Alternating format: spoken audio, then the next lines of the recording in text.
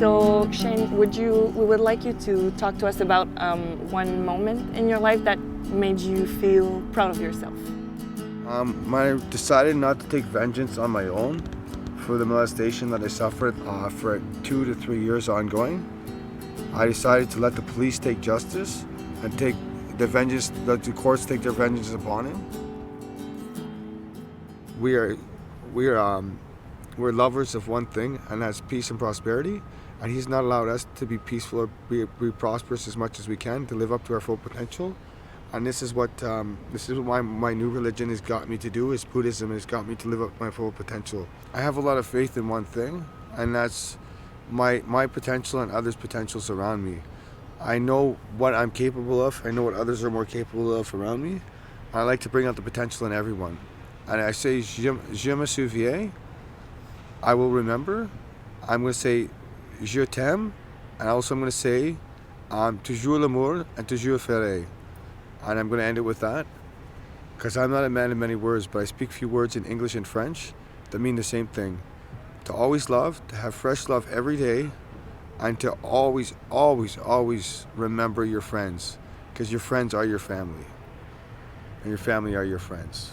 It's one and the same.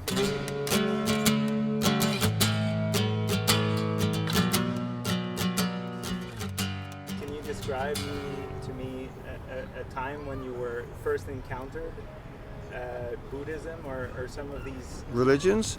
I think the first time I encountered them was when I was in a Christian household.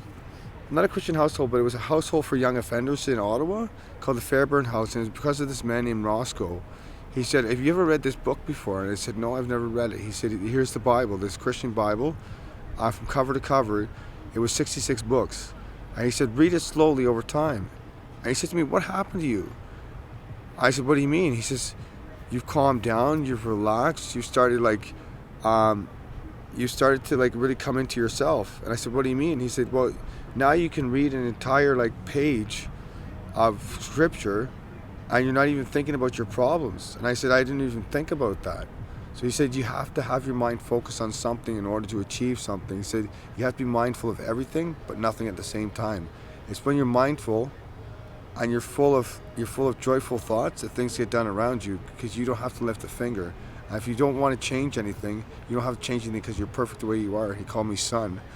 I started weeping, because nobody had ever called me son before. Not even my own biological father would be even proud enough to call me son. And this man called me son because he was a Christian and he knew what the word son meant. S-O-N and S-U-N.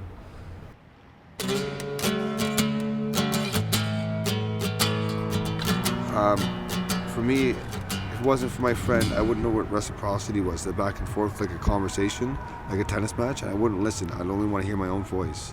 I'm going to end with this thought. There's a song that goes from, I don't know if it's from the Eagles or who it's from, but it goes, "Don't let the sound of your own voice drive you crazy."